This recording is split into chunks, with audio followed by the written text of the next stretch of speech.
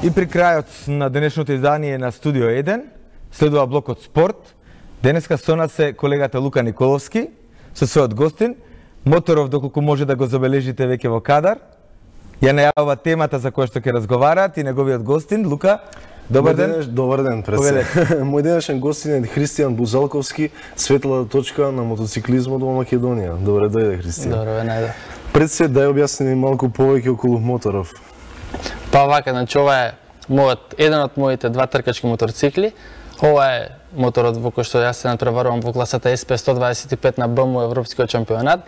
Се работи за Aprilia RS125, која е спремна комплетно за трки, значи буквално спремна до штрафче, што се вика за тркачка патека. И вториот мој моторцикл е Yamaha R6, но меѓутоа денеска не можевме за жал да го донесеме во вашето студио, бидејќи на првата трка од BMW Европскиот шампионат кој што се одржа пред 2 недели се расипа и моментално е во поправка. Баште, да, Христијан, кажи ми, како се одлучи за мотоциклизмот? Како што знаеме кај нас, децата одлучуваат повеќе да тренираат некои екипни спортови. Како ти се влеја баш таа љубов кон мотоциклизмот? Па вака, значи морам да напоменам дека доаѓам од семејство кое што цел живот се занимавало со моторцикли, така да целото моје детство беше обкружено со мотори и голема беше веројатноста да еден ден јас земам учество во овие трки, бидејќи мојот татко претходно се занимавал со трки во мотокросот, мојот брат има возено ендуро трки, така да... Исто како професионални возачи? Па во тоа време не било толку застапена таа популација на мотоциклизмот, така да поради оправдани причини они морале да се откажат од овој спорт, но меѓутоа јас решив да терам без разлика на околностите, да се наточам стрикно кон мотоциклите и да терам во една нагорна линија. Стијан, кажи ми, во која категорија се надпреваруваш и која е разликата помеѓу класите? Па вака, значи, до лани се надпреварува во класата SP125, тоа е овој моторцикл, а додека во оваа година се надпреварувам во 2 класи. Дали е тоа, извини што ќе те прекинам, истиот моторот? Да, тоа е овој што е во студиото. А понатака ќе го видиме ево новиот моторцикл кој за жал не можеше да биде денеска во вашето студио, да. Ова е Yamaha. Кажи ми која е разликата помеѓу класите? Па вака, значи ова е класа 125, каде што се надпреваруваме со мотори од 125 кубни сантиметри, односно моторите се со еден цилиндар, ауспух, карбуратор, додека другиот моторцикл е Yamaha R6 кој што содржи 4 цилиндри, без карбуратор, односно инжекшн, многу е појака силата, развивањето на максималната брзина, така да тие се тие разлики околу спецификациите на моторциклите. Дај да поспоруваме малку околу твоите успеси и каде се имаш надпреваруван? Па вака, значи мојата тркачка кариера започна во 2014 година, односно тогаш почнам професионално да се занимавам со моторциклизмот, така да таа година првпат настапив на Сакамото купот, кој што се одржа во нашата држава за првпат и од тогаш повеќе се немаат одржано никаков вид на трки по асфалт. Станува збор за дисциплината супермото, каде што настапив комплетно со неконкурентен мотор и таа година ја освоив првата моја дебитантска и шампионска титула. Сакаш да кажеш дека на твојата прва трка ти го освои првото место? Па, не баш на првата, но меѓутоа тој шампионат воеше 3 трки, но меѓутоа на првите 2 трки бев второпласиран, додека веќе на третата трка ми набави нов моторцикл и направив рекорд на таа патека и го освоив шампионатот. И потоа продолживме понатака, се продаде тој мотор, се купи оваа Aprilia и во 2015 година отидовме на Источно европскиот шампионат и веќе од 2016 и 2017 година возиме на BMW европскиот шампионат. Христијан, зошто за тебе велат дека си автентичен возач? Што е тоа што те разликува од другите возачи? Па, разликата од мене и од другите возачи, морам да признам е тоа што јас не се откажувам. Идам до крај, без разлика дали станува збор за финансиски проблем, дали станува збор за проблем со моторциклот, ние сме решени да идеме кон една цел. Целта ни е првото место на подиумот и ништо друго и сите очи се вперени кон тоа место и се трудиме и даваме се од себе за да дојдеме до таа позиција. Кажи ми малку повеќе околу исхраната, што тоа внесуваш? И како оди целиот тој процес еве пред трка, да кажеме, и после трката?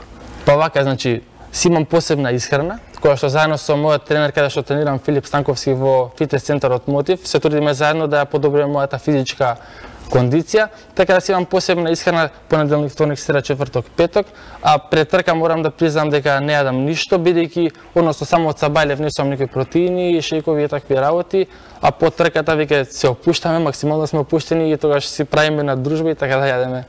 Дали исто како во Формула 1, таму знаеме дека возачите губат многу килажа во текот на една трка? Па да, во Формула 1 и во MotoGP докажано е дека после секоја трка се губат од 3 до 4 килограми, но меѓутоа во овие шампионати кои што се на некој ниво послаби од тие, така да ние губиме околу од 1 кило до кило и пол. Внесувате ли некои течности во текот на возењето или не е исто како кај... Не, па не е баш исто, бидејќи таму функционираат големи тимови, големи фабрички, поддршки имаат сите тие тимови, така да ние сме некои помалечки тимови кои што се трудиме еден ден да стигнеме до тоа ниво, но за разлика од нив ние не внесуваме ништо за текот на трката. Пред трка си внесуваме течностите што ни се потребни, за време на трката само гастав крај. Кристијан, кажи ми каде тренираш и дали нашава држава има услови за овој спорт? Па, со моторцикл морам да признам дека нема услови за нема ни една патека во Македонија. Нема буквално никаква патека нема за возење, ни за тренирање, така да нашата најблиска релација е на патеката во Серес во Грција, така да доколку сакаме да тренираме и да го наштелуваме моторот за некои од тие тркачки ивенти, мора ние се пакуваме со комбе, идеме во Грција, си плаќаме таму котизација, плюс додатни трошкови за патот, за храна, за све тоа, го тестираме моторот, се пакуваме и си доаѓаме во нашата држава. Кажи ми, ти помага ли државата? Дали те финансира некако?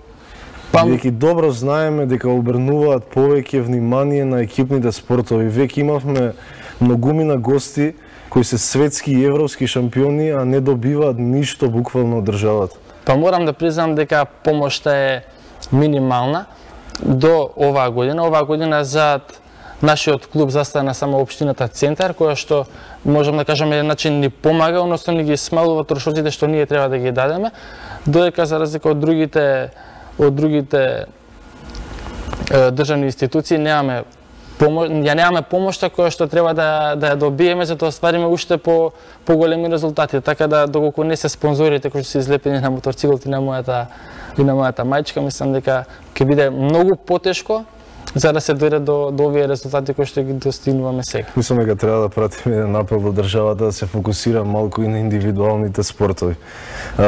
Како се чувствуваш после повредите, кажи ми, дали ти влева некој страв во тебе или буквално немаш проблем со тоа? Буквално немам проблем, бидејќи сум 100% фокусиран на тркањето, желев сум зашто е мождан поголеми успеси, така да не може ништо да ме демотивира или да ме спречи за да бидам што е можно поуспешен од трка во трка. Колку што знам, ти имаш паднато на 150 км на час. Така? Точно. И која беше повредата? Така, значи во 2016 година се здобив со тежок пад при брзина од 150 км на час и се здобив со скршеница на мојата десна рака, но меѓутоа по 10 дена јас сам си го извадив гипсот и отидов повторно на трка по своја иницијатива, иако докторите не ми препорачаа да го извадам гипсот и да се појавам на трката, но меѓутоа желбата и мотивот за успеси и за адреналин не ме спречи за да го направам јас тоа. А дали твојата желба е да стигнеш до MotoGP еден ден?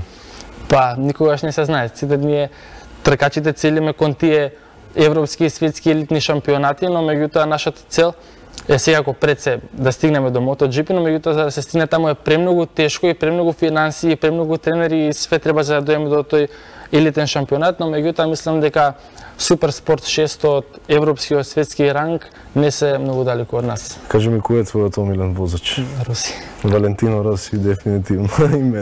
Како го пополнуваш своето слободно време? Кажи ми, дали спортуваш нешто друго?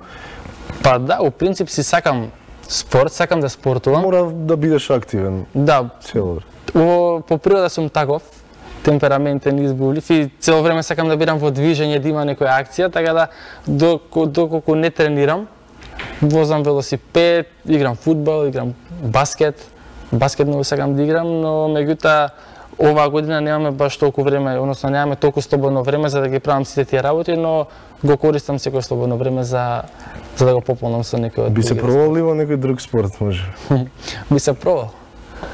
Но меѓутоа за сега не е планот, за да бидејќи насочени сме кон ово и сме 100% спремни и желни да успееме, додека во секој друг спорт би било чисто од забава и од хоби. Кажи ми, Христијан, како за крај, кои се твоите планови за воиднина и кои надпреварувања следат? Па вака, значи, планот за оваа година е да се извозат сите трки од овој БМУ европски шампионат. Целта ни е да стигнеме до таа шампионска титула во класата SP 125, а во класата F6 да бидеме од вкупниот број на надпреварувачи негде на половина. Се надам дека ќе бидеме и подобри од тоа.